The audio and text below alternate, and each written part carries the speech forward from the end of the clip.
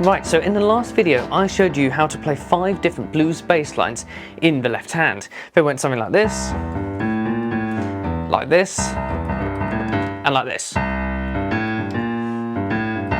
Probably my favourite, that one. But anyways, what I want to do today is add in the right hand. Now, make sure if you've learned any of those bass lines that you've got them memorised. You don't want to be looking at that left hand while you're playing. The more that you can let your left hand do its own thing, the more you can make up stuff for your right hand that's going to sound awesome.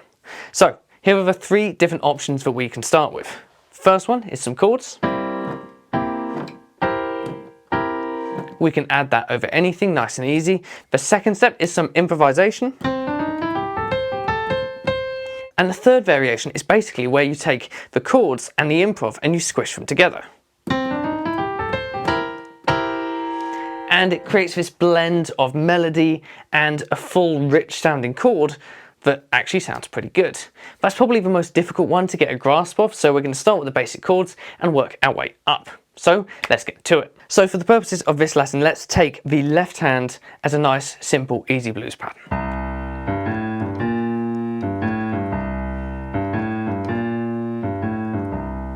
Nice. If we take that, we can start to add in chords over the top. Now remember, if this is in the left hand and it's played around C with your little finger, it's going to be the C blues, in which case we want to play a C major chord over the top of it. That we can do with the notes C, E and G, simply like that. And we could play that with the left hand.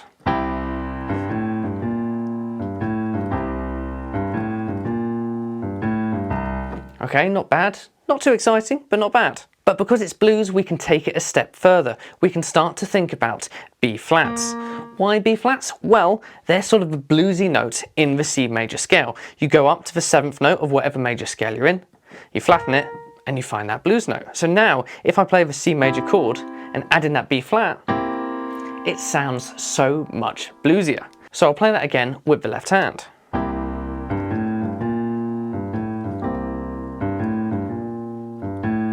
Laid back, sounds pretty cool, it works. But we need to take it up a level. What if we wanted to add a bit of variation? Now we could go, here's the chord in the right hand. In fact, I've swapped the chords already. Here's the original chord in the right hand. And you can change halfway through. There's nothing stopping you changing multiple times. If you notice, as I play those chords, each time they have a similar sound. Slightly different, but all very similar. That's because they all use the same notes, but in different orders. So we had C, E, G and B flat to start with. In fact, it was B flat, C, E and G. Really confusing things already, but all you have to do is shuffle any one of those notes to anywhere else. So long as you're playing a C, E, G and B flat, you're going to get a chord that fits. And you can literally work your way down the piano. Which is why, when you play it with the left hand,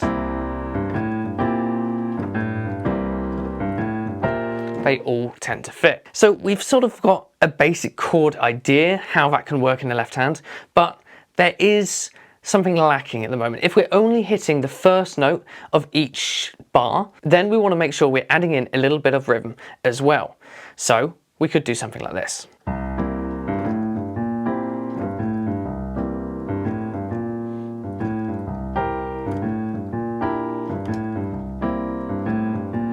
Because I'm choosing to play some of the chords on the offbeats or in an irregular place, it gives it a little bit of a swing, a little bit of a push, and it really starts to just bring it all together. So that's where I would start. If you can get your left hand repeating that pattern without you having to think about it, then try the chords.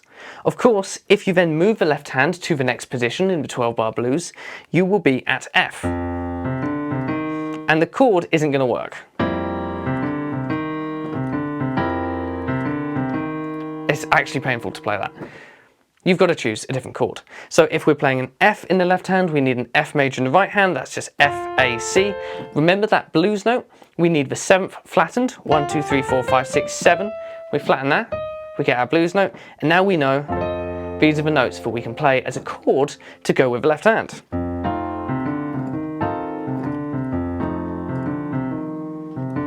And it all comes together. So if we went from the left hand on C, to the F.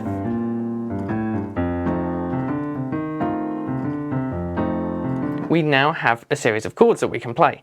And of course there's one final place, and it's for G. G, B, D and F. We get that chord the same method we did before, and that still works.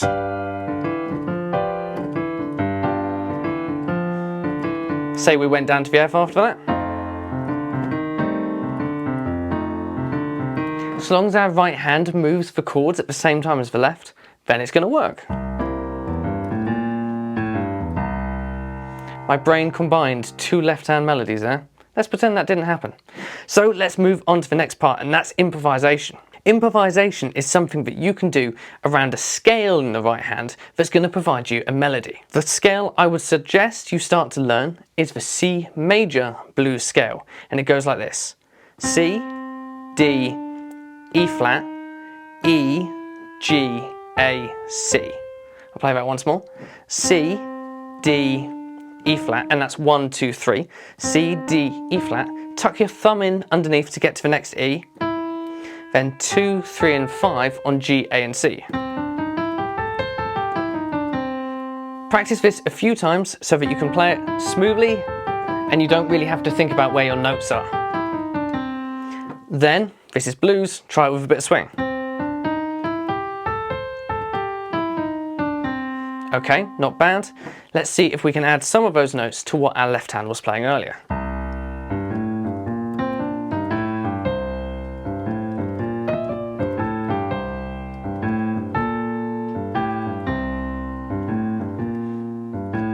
It's nice and simple, it's not too complicated, but it will take a lot of brain power when you first start to learn it. If your left hand isn't up to scratch, your right hand is going to throw everything off. So maybe, just try your little finger on C, playing the first note, and try a bit of improvisation over that.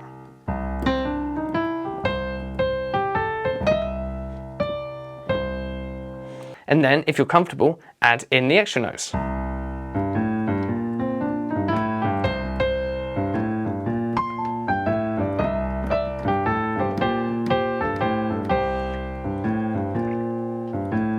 And I've already cheated. What I've done there is I've moved on to the third step, and that's where we're combining the improvisation and the chords.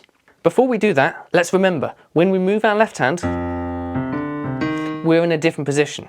Now, it's not so bad this time if you use exactly the same scale to fit around this.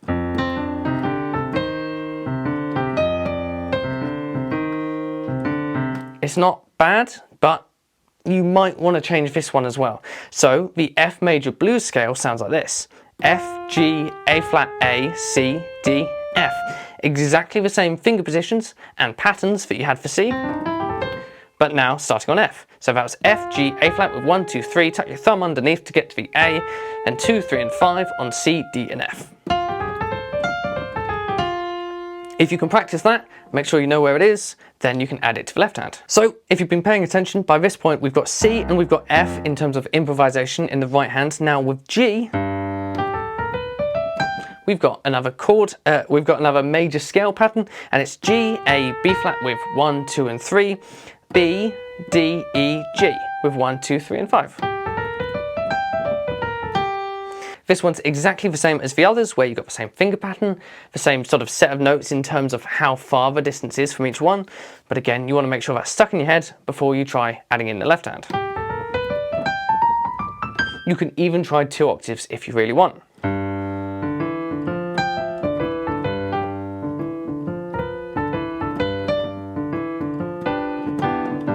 I've done it again, I've already added the chords. It's just the way I play. But you can see how it all starts to join up.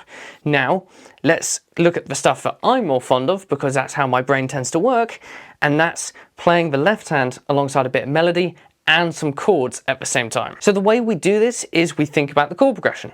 In the left hand, if we're going from C to F to C to G to F to C, our right hand has to do the same. We already know this from the chords that we've played, from the scales that we've learned, but we've got to combine those together and really think about it as we're going along. So I might start with something like this, a chord to begin with. And now a little pattern of notes to get me to the next chord.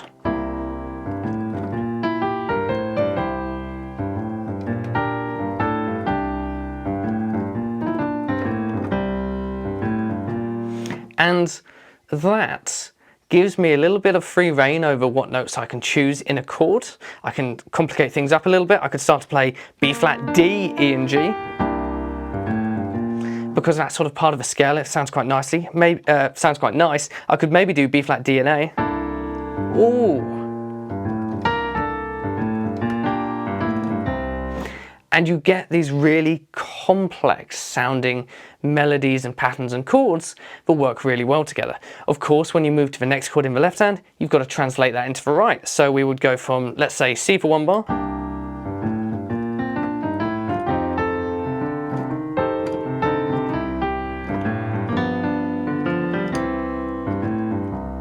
I'm quite pleased with how that went. My finger sort of fell into position there. But what happened was, my brain was thinking about where the next chord position or chord pattern was. If you know all the chord shapes on the piano in regards to C, F and G, for this instance, then you've actually got a lot of notes that you can just play that are going to sound good without even thinking about the scale. You could go for C, like something like this, to the F, to C, G, F, C. And what I was doing there was I was imagining the chords were going on in the left hand and I was building up something in the right. You might have heard where the chord changes were happening. Let's do that once more. So I'm going to play the 12-bar blues without the left hand, only focusing on notes in the right hand that come from the chords and improvising using that.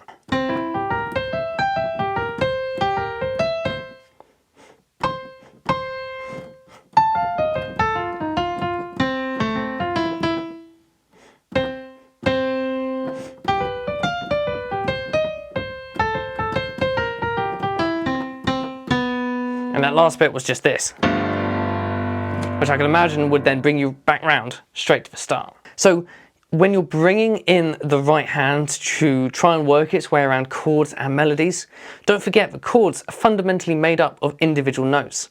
If you take those individual notes out of the chords, split them up and sort of rearrange them as you're playing along, then you can make these really intricate sounding clever patterns that in reality don't take a lot of thought. Then you could combine those with a few chords and it should sound pretty good. Let's give it another example.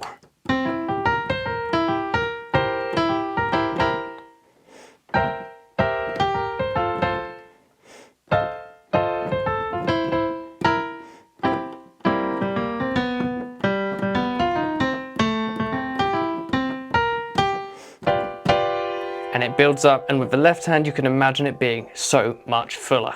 So essentially, if you want to add in the right hand from the left hand bass lines you learned last time, then make sure you've got that left hand nailed down. The more complicated the left hand is, the harder it is for your right hand to keep up with it. And make sure your left hand can play without you even having to think about it. But if your left hand can do that, then start with a few chords in the right. Something basic, something simple, nice basic rhythms. Then take it up a notch and try a little more complex rhythms.